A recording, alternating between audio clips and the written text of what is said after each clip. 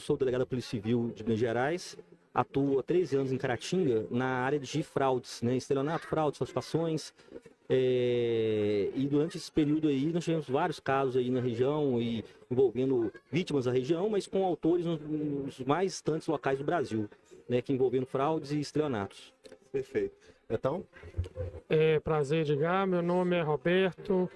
Eu sou da Sonax Omnichannel. Nós somos uma operadora de telefonia IP aqui caratinguense.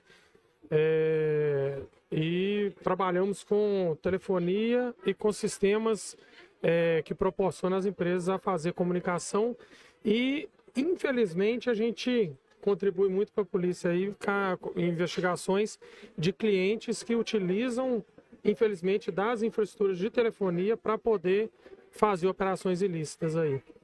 Perfeito. Antes de se apresentar, só vou fazer um agradecimento ao Betão aqui, junto com a Cicobi, né? Que o Betão, hoje a Sonax é um anunciante oficial lá do Caracast, é uma empresa que acredita no Caracast aqui, então agradecer, Betão, por acreditar na gente, obrigadão mesmo. Não, obrigado. Valeu mesmo. E a Cicobi, né, que tá sempre aí com a gente também.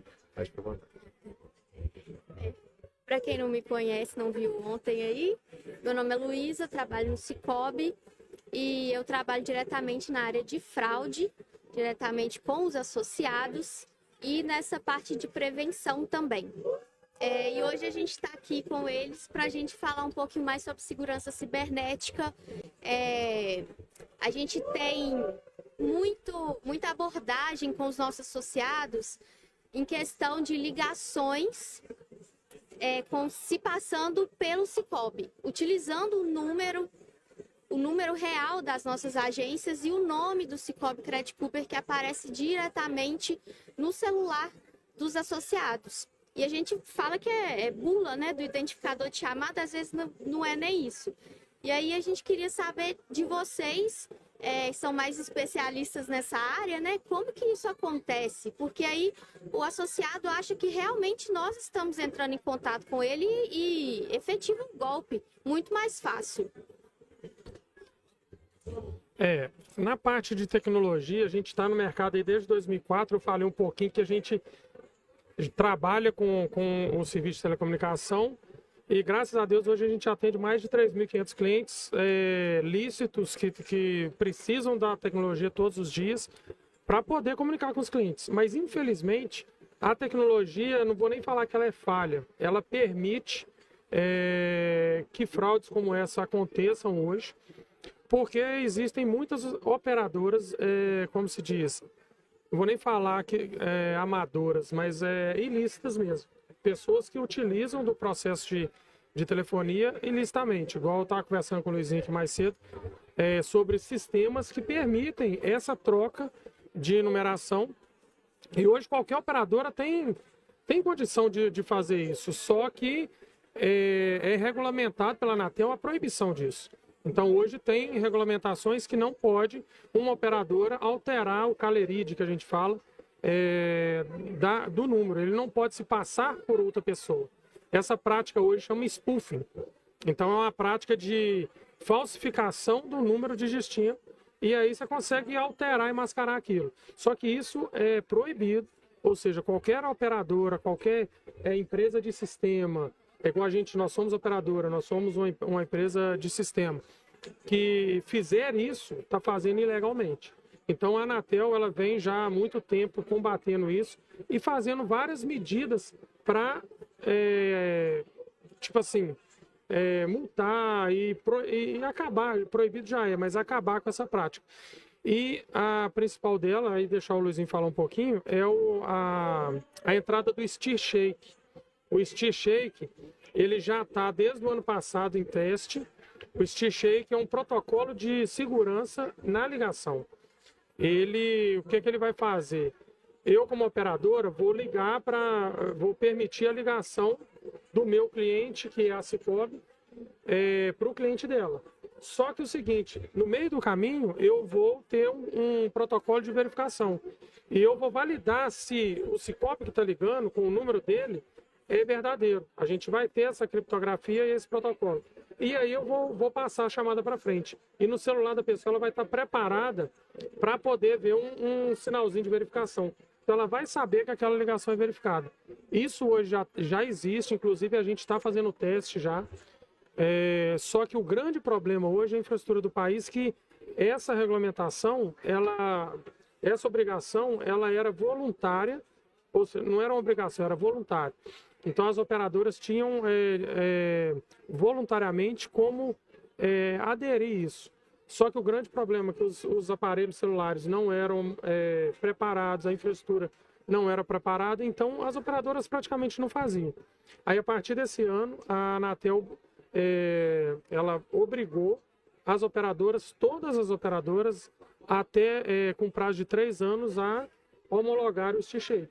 Então, isso aí, graças a Deus, vai estar com os dias contados, que a partir daqui mais 3 anos, se nada mudar, né, que no Brasil, como você diz, regulamentação toda hora muda e eles falam, a Anatel, a gente vê muito isso, fala uma coisa e depois já desfaz tudo, mas isso é uma prática bem legal que eles fizeram da implementação do T-Shape.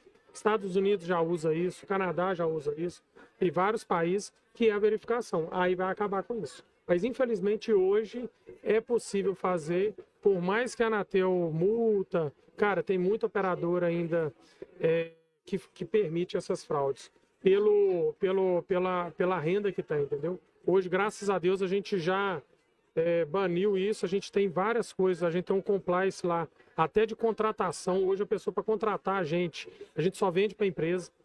Então a gente hoje tem um compliance de contratação muito grande para evitar esse tipo de fraude. Infelizmente, tem muita gente que contrata ainda para poder fazer isso aí. Então a gente tem inteligência artificial envolvida no processo para identificar a fraude no início do processo, já na contratação da pessoa.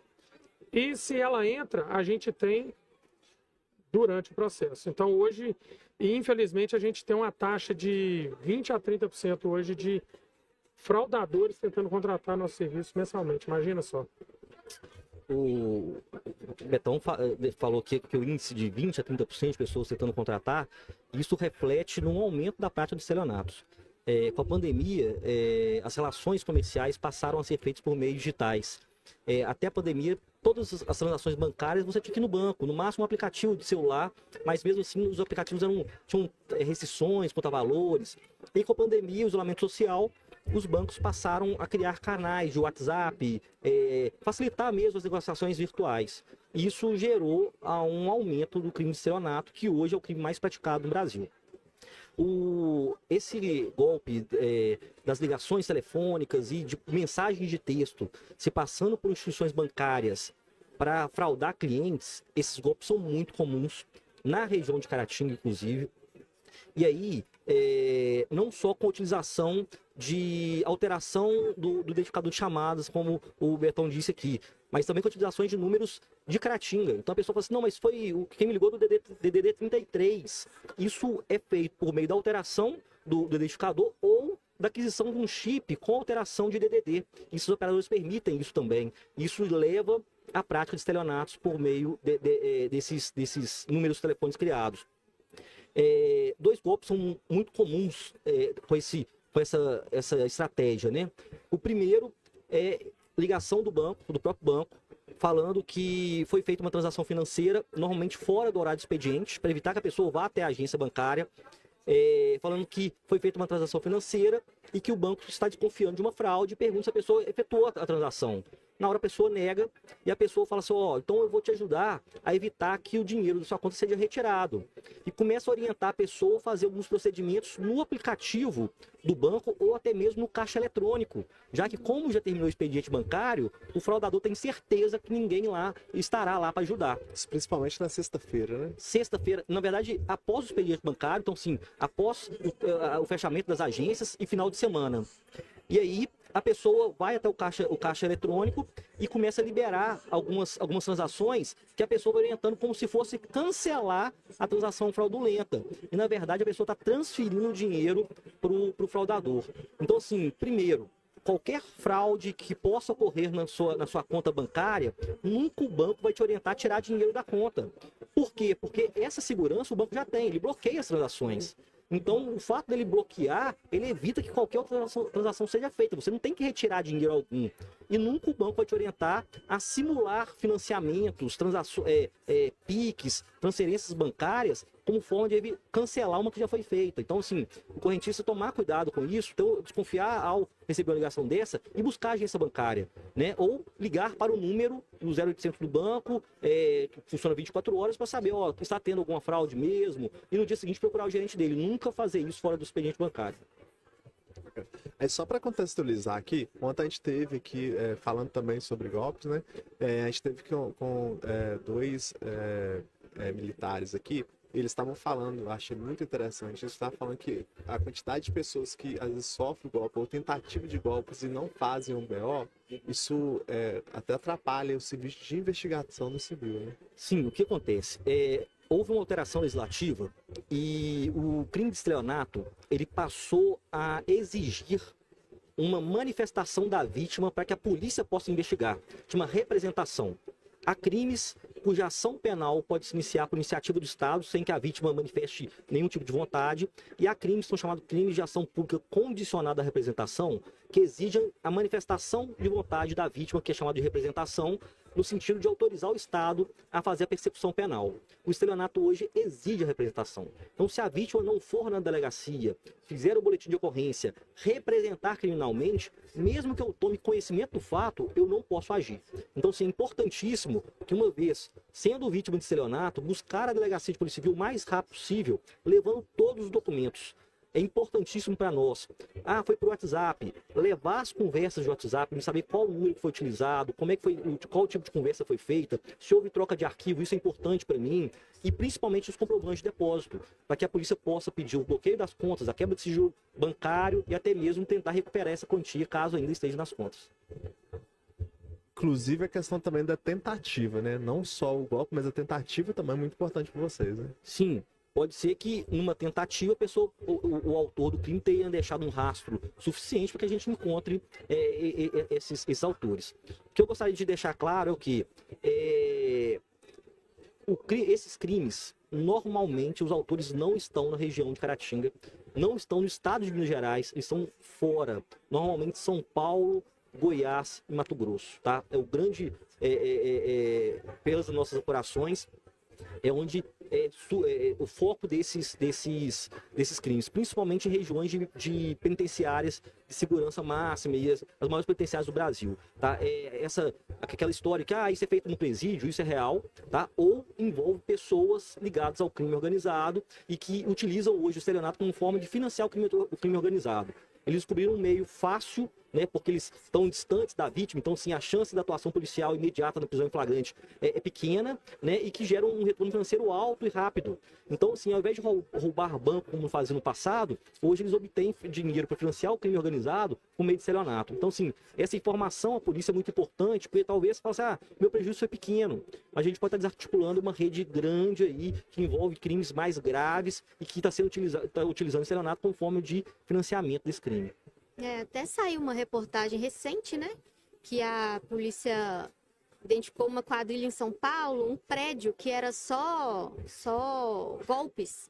Parecia que cada andar era específico para um tipo de golpe. Então é como se fosse uma empresa. Funciona como se fosse uma empresa. Eles têm metas para bater. Não, é uma empresa. Infelizmente é uma empresa. E muitas empresas que antes era de um setor... Começou igual a gente estava conversando ali, depois da pandemia, isso ainda, todo mundo foi para dentro de casa, parece que isso se potencializou ainda mais. O nosso índice de colaboração com a polícia em relação à investigação de fraude, que a gente tem bastante colaboração em casos como o mês que o Luizinho está falando, cara, começou de 2019 para cá. Então, tipo assim... Isso aí que você está falando é uma empresa de fachada que a gente observa, porque eles montam um call center para isso. E não é só dentro de presídio, não, é empresa normal. Entendeu? Infelizmente, se tornou muito, muito profissional a fraude. E hoje a gente tem a tecnologia, aí entra numa coisa filosófica um pouco de, cara, a tecnologia vem para o bem. Mas, infelizmente, o ser humano, ela corrompe ela para o mal.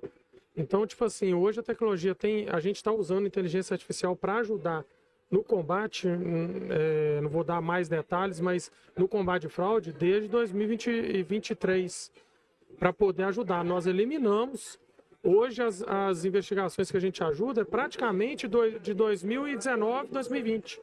Não teve uma investigação de 2024 para cá. Porque desde a entrada da inteligência artificial a gente consegue pegar no ninho e fazer. Aí tem uma pergunta que eu gostaria de fazer uma provocação. Cara, hoje, tanto a operadora quanto o público em comum, se vê um indício de fraude, você acha que aquilo é uma fraude, você quer fazer uma denúncia espontânea para poder... Porque eu acho que a população de bem, cara, na hora que vê, fica indignado com aquilo. E na hora que você percebe alguma coisa, tem como a gente ter algum canal para a gente poder... Exemplo, eu recebi uma ligação de banco. Como que eu acho que falta isso? A pessoa que eu recebi diversas. Eu não sei aonde eu reclamo. Sim, uma ligação, você como vítima, você pode buscar tanto a delegacia de polícia civil como canais que nós temos. Nós temos um canal de denúncias anônimas, que é um telefone que é o telefone 181, tá? Você pode se identificar ou não, e ali pode passar essa informação do que recebeu a ligação, telefone tal, a princípio tentando praticar um golpe.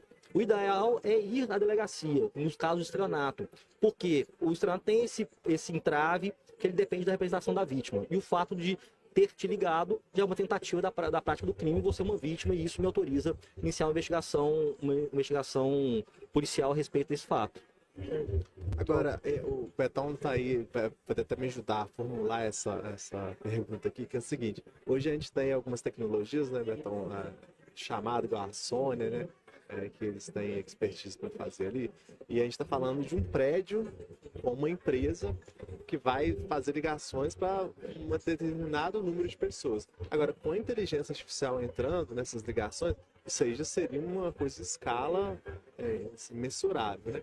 Como que a Civil ela está se preparando para essa nova onda que está chegando aí? Sim, a apuração do crime de estelionato, ela envolve normalmente quebras de sigilo. E aí nós temos estrutura para isso e fazemos isso em Caratinga há muitos anos. Não só no crime de estelionato, como qualquer outro crime. Só a título de exemplo, é muito comum hoje a prática de crimes contra a honra por meio de rede social. A investigação dessa é muito parecida com a investigação de estelionato, porque eu vou quebrar o sigilo, descobrir qual que é o IP da conexão e descobrir quem é a pessoa que está por trás do IP. Da mesma forma, quando lá alguém usa um número de telefone e eu vejo lá uma empresa de VoIP, eu solicito a empresa de VoIP os dados daquela pessoa. Eu falo assim, meu cliente tal. Os dados cadastrais são esses, mas ele está conectado, no caso do VoIP, que é uma conexão de internet, por meio do IP tal. Isso me dá uma localização precisa de onde está o autor do crime. Então, nós temos uma estrutura para isso e sabemos fazer e fazemos nas investigações que existem. Então, assim, a apuração desses crimes, elas não diferenciam do que nós já fazemos com os outros crimes. E o que mudou foi o quê? Antes, o estelionato era praticado na praça, numa mesinha lá com um monte de tampinha, ou com uma pessoa com bilhete premiado falso tentando vender o bilhete premiado. Hoje não, hoje o cara está numa central, está num presídio, está num prédio, está na casa dele, está atrás do computador, acreditando que está de forma anônima e que está ligando, está mandando mensagem, está mandando e-mail e por meio disso obtendo vantagem devida. É só uma dúvida básica que eu acho que todo mundo tem. Recebe as ligações, as mensagens e o pessoal fica perguntando, gente, mas onde que o pessoal consegue meus dados? Porque não tem um vazamento de dados nossos, do nosso banco de dados, mas onde que as pessoas conseguem os dados? Infelizmente, no Brasil, e isso, uma pesquisa rápida pelo Google, você vai encontrar diversas reportagens, tiveram alguns vazamentos de dados. Quando eu falo vazamento, é grande vazamento de dados da população brasileira. Então, hoje, os nossos dados estão disponibilizados por meio da internet, em sites maliciosos, tá? E de fácil acesso, infelizmente de fácil acesso. E alguns meios, alguns desses vazamentos, foram colocados em robôs que permitem uma pesquisa rápida, que já todos os dados esses que nem a polícia possui. dados que são sigilosos, que o comércio utiliza, que os bancos utilizam, que hoje foram publicizados de forma ilegal. E aí, quando a pessoa entra em contato, ela sabe realmente qual é o seu nome, quem é sua mãe, quem é seu pai. E aí eu posso aproveitar e explicar um outro tipo de golpe também muito comum aqui na região, que é o golpe que o pessoal fala, clonagem de WhatsApp não é clonagem. A pessoa pega uma foto da pessoa com outro número e fala assim, mãe, mudei de número. E logo em seguida pede para fazer um depósito de um valor porque está tentando pagar alguma coisa e não consegue, por exemplo. Esse golpe só é praticado em razão de vazamento de dados. Então, a pessoa vai testando nomes e aí consegue acesso aos dados, dentro dos dados do telefone da pessoa, e aí ela testa aquele número no WhatsApp. Se a foto daquela pessoa estiver disponível para qualquer um, ela tem a foto, tem o número, tem o nome, e nesse vazamento de dados há informações sobre familiares. Então, normalmente ele vai entrar em contato com o familiar, fala assim, mãe. Então ele tem isso tudo ali. Então esse golpe pode ser evitado bastando que as pessoas coloquem a foto no WhatsApp para que sejam vistas só por pessoas do seu contato. Porque se fizer isso, quando a pessoa lá utilizar esse vazamento de dados, esse banco de dados ilegal, e buscar o seu telefone, não vai ter foto nenhuma, então não vai ter sua foto. Porque normalmente usam a foto que a pessoa utiliza atualmente no WhatsApp, porque testa por meio dessa forma. Esse golpe ele é muito comum na região, muito comum mesmo. E fácil de ser evitado. Tirou a foto de forma pública, você não vai ser vítima desse golpe, seus familiares não vão ser vítimas desse golpe. Entendi. Mais uma perguntinha? Pode falar.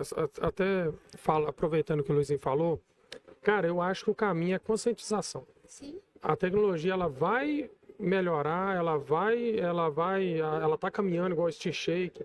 Vocês perguntaram da inteligência artificial. Cara, vai ser um outro nível de fraude que infelizmente o pessoal vai começar a atuar. Hoje a inteligência artificial, você faz um vídeo, você coloca uma foto, ela faz um vídeo seu. E como se fosse você. Ou seja, então a tecnologia vai se adaptar a isso. Mas o que vai resolver é a conscientização de, cara, é o que o Luizinho falou. O banco não vai te ligar e te pedir sua senha. Exatamente. O banco não vai ligar e pedir para entrar no seu celular. O banco não vai te ligar e mandar alguém passar na sua casa. Então são conscientizações básicas que infelizmente a gente sabe. A gente tem a comunicação hoje via rede social, via rádio, ou seja, que eu acho que tem que pegar força nisso e conscientizar, além da tecnologia que está evoluindo, de conscientizar o povo, porque infelizmente assim, a tecnologia é criada para o bem. Eu sou desse ponto, desse princípio. Ela é criada para o bem. Hoje todo momento a gente está com tecnologia nesse microfone e tudo. Então a gente sabe que a tecnologia é criada para o bem, mas o ser humano, infelizmente, ele traz ela para o mal também. Então a gente tem que ir pelo lado da conscientização, é o caminho que eu acho. E vai chegar um momento que vai ficar complicado. Por exemplo, o Betão tá falando de tecnologia, mas não é a tecnologia que está muito distante da gente. Hoje, por exemplo, pega um VO3, por exemplo, posso pegar a sua foto e criar um vídeo com a voz dela, com a foto dela, e assim, ela é uma gerente, vai conversar comigo, e aí, como que eu vou falar que não é ela? Porque basicamente é ela que está ali na minha frente. Então vai... O Google lançou o VO, eu acho que é VO3 agora, é perfeito.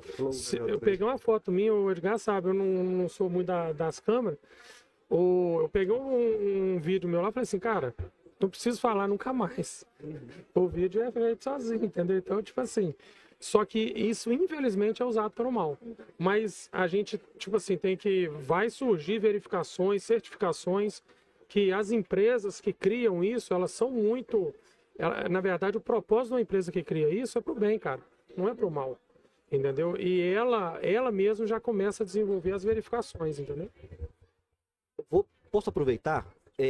Eu gosto sempre, nesses momentos, tentar conscientizar a população de quais golpes estão sendo praticados, para evitar que a pessoa, sabendo como está sendo feito, ela não caia no golpe.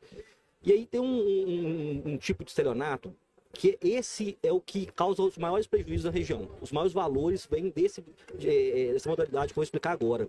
Não envolve propriamente a Sicoob, mas envolve pessoas que são clientes da Sicoob, que são, na maior parte das vezes, as pessoas da zona rural, que vão adquirir um trator, que vão adquirir... Nós já tivemos lá com trator, com caminhão, com carro, e até mesmo no comércio de Caratinga, na transação da compra e venda de veículo. Existe um golpe que é chamado golpe da triangulação. como é que ele é praticado? E o prejuízo é muito alto, geralmente envolve bens de alto valor. Hoje é muito comum a divulgação de bens para venda por meio do marketplace do Facebook e por meio da OLX. E aí, esses canais, eles têm um sistema de inteligência artificial que eles conseguem perceber quando é clonado o anúncio. Quando eu pego um anúncio, pego as fotos de um lugar e coloco no outro. Então, o que eles fazem? Eu vou lá e anuncio no OLX.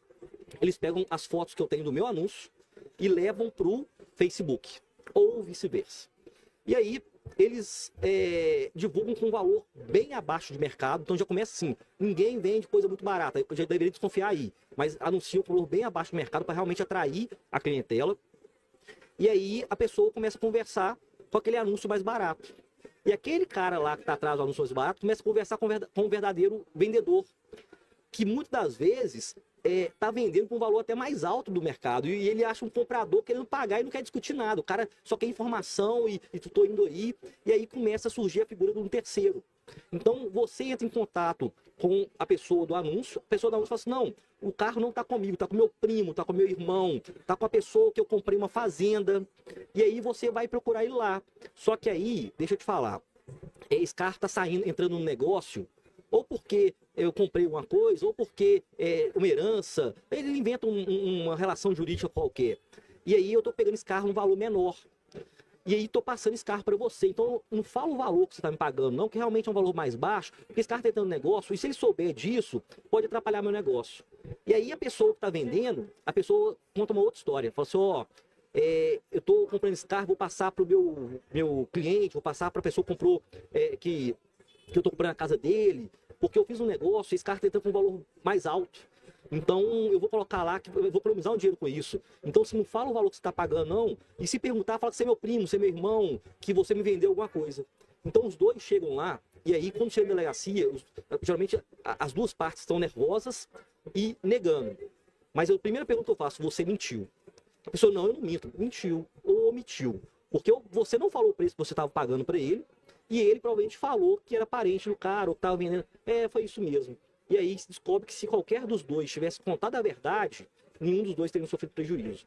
E quando eles vão descobrir que caiu no golpe, eles já assinaram o recibo do carro, já foi feita a transação para o autor do crime, o autor do crime já mandou um comprovante de pagamento falso para o proprietário do veículo, e aí o cara começa a olhar no aplicativo e o dinheiro não cai.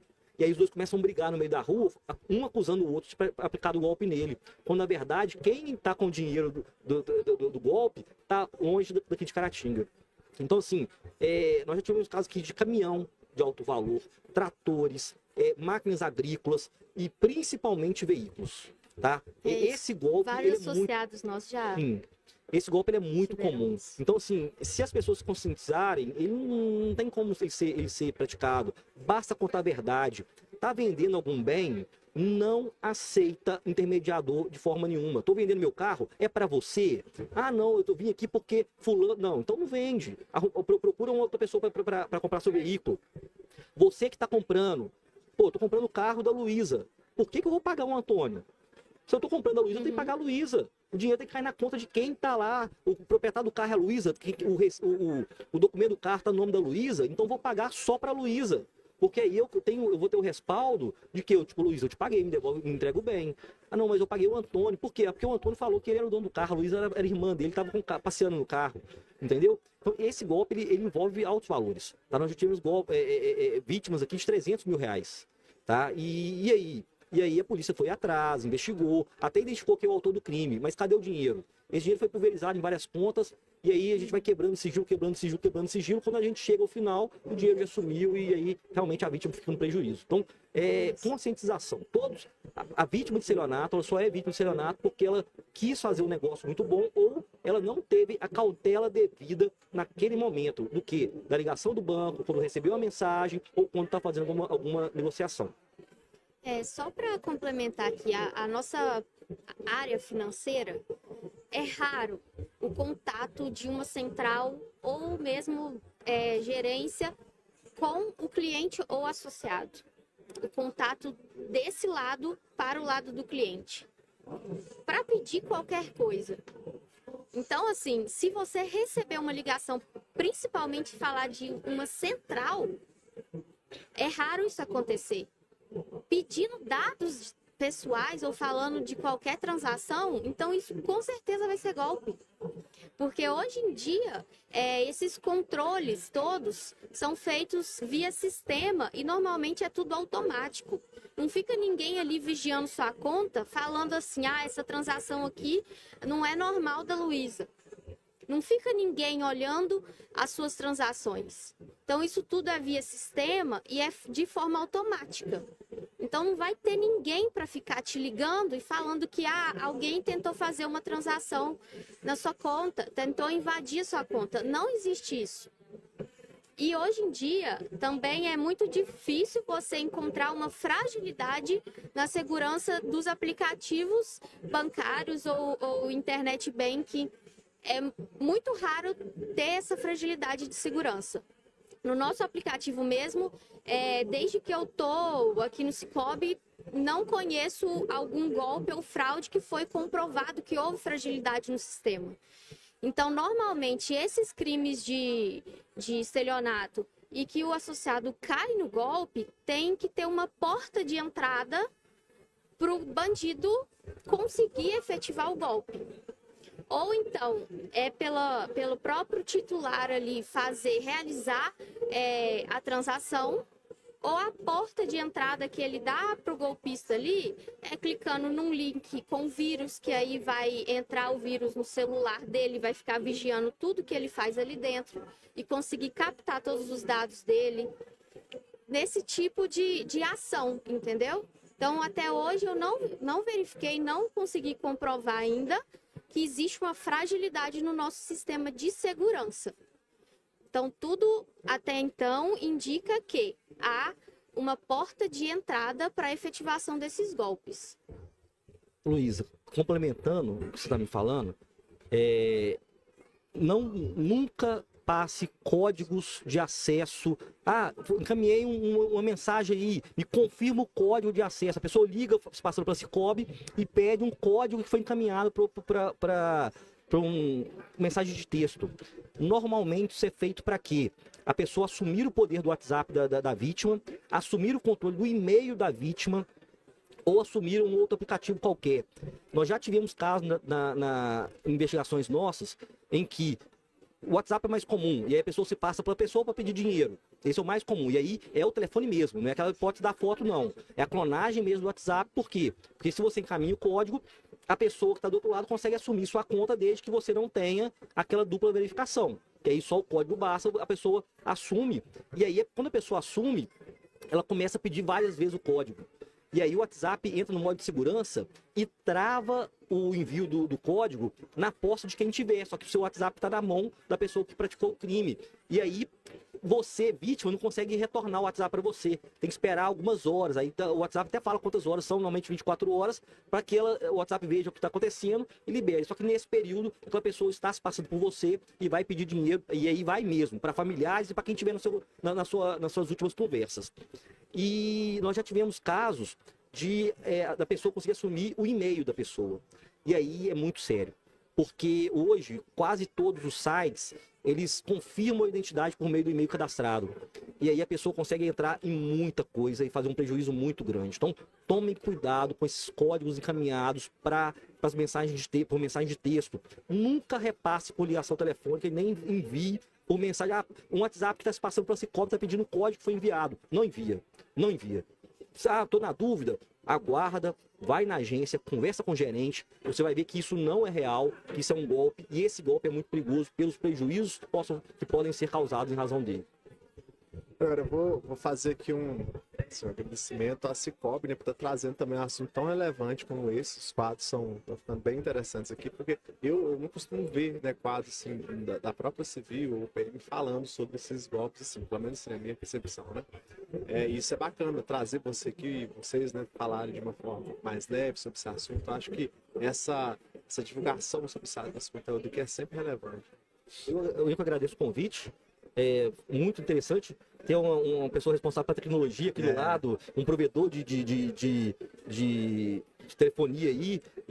Isso é muito legal, que aí a gente tem essa troca de informação e da parte técnica também. Muitas vezes a gente faz as quebras de sigilo lá, eu tenho uma resposta, mas ele sabe como é que ele obteve essa resposta, né? Essa resposta vem para mim mastigada, mas quem obteve a informação foi ele, e isso é muito importante, essa troca de informação. Perfeito. Você quer complementar alguma coisa? Ok. Eu vou te pedir então para falar para a gente como que a gente consegue encontrar todo, site, telefone, como que a gente consegue... Ó, o principal canal nosso para denúncias é o 181. Tá? Qualquer telefone, a ligação é gratuita. Eu tô não só estelionato, tá? Eu tenho uma pessoa vendendo droga do lado da minha casa. 181 não vai perguntar quem é você, não vai querer saber dados seu, não tem como rastrear essa ligação, e isso é garantido por lei, tá? O sigilo da ligação feita no 181 é legal, então não precisa ter medo de ligar. Aconteceu uma fraude na minha cidade, aconteceu um crime na minha cidade, pode ligar e contar o que você sabe do fato. Quanto mais detalhe, melhor, mas se não tiver o que você saiba, isso vai ser registrado e encaminhado à Polícia Civil, tá? Ou Polícia Militar ou o órgão responsável. Por exemplo, posso estar denunciando algum fato que não é relativo à nossa instituição, isso vai ser encaminhado para outro local. Nós temos a delegacia, plantão 24 horas, funciona todos os dias, 7 dias por semana. Pode ir lá, fazer o registro da ocorrência, isso vai ser feito. Tá? Nós temos a Polícia Militar, que pode ser acionada, que também vai no local e faz o boletim de ocorrência. Nós temos o site da delegacia virtual, tá? É www.policiacivil.mg.gov.br. Lá tem o link do site da delegacia virtual. Várias ocorrências hoje são passíveis de serem lavradas pelo próprio usuário, pela internet, não precisa na delegacia. Uma delas é o estelionato. Tá? O estelionato ele pode ser feito por meio da delegacia virtual. Então, assim, tem diversos canais aí que estão à disposição da sociedade. Perfeito. Então... agradecer mais uma vez. É bom demais estar aqui participando de uma conversa dessa, que a gente, como se diz, compartilha do mesmo propósito. Hoje, essa questão de fraude incomoda a gente pra caramba, porque a gente vê, ainda mais quando a gente vê o usuário tentando usar o que a gente produz para o bem comum, usar para o mal. Então, tipo assim, é gratificante a gente poder conscientizar e fazer esse trabalho em conjunto com a polícia, em conjunto com as instituições financeiras, que a gente sabe que o caminho, cara, além da tecnologia, é a conscientização. Então, quanto mais a gente conseguir falar sobre isso, melhor porque é muito igual a gente estava conversando ali nos bastidores ali, a gente estava falando, cara, do tanto que isso movimenta de dinheiro para as instituições criminosas. E, cara, a gente fomentando o crime. Então, a população tem que acordar para isso com a conscientização da gente que está por trás dessa sociedade, da polícia, da tecnologia, dos bancos. A gente saber o risco que a população corre e está conscientizando sempre. Eu acho que os bancos têm que fazer esse trabalho muito mais forte também, junto com a empresa de tecnologia, com a polícia, com todo mundo, de conscientizar, que é bem básico. É o que o Luizinho falou, cara, nunca passa a sua senha, independente do... Amanhã, a sua mãe vai te ligar pelo telefone, mas não é sua mãe. Vai ser uma voz clonada. Hoje a voz já é clonada por inteligência artificial. Então, cara, não passa de jeito nenhum, só passa pessoalmente. Então, é engraçado falar isso, né? Mas a vida é um ciclo. Hoje a gente está vivendo remotamente. Mas, cara, as coisas vão acontecer sempre presencialmente. E tem que ser assim. A gente tem que prezar por isso, cara. É presencial. Sua mãe te ligou lá, você vai duvidar daquilo também. Então, conscientização. Então, a gente trabalhar. Obrigado, Edgar, pela oportunidade aí. Obrigado, Luizinho, pela explicação fenomenal aí de como acontecem as coisas e dos canais que a gente pode ajudar a denunciar. E é isso. Obrigado, Luiz, aí.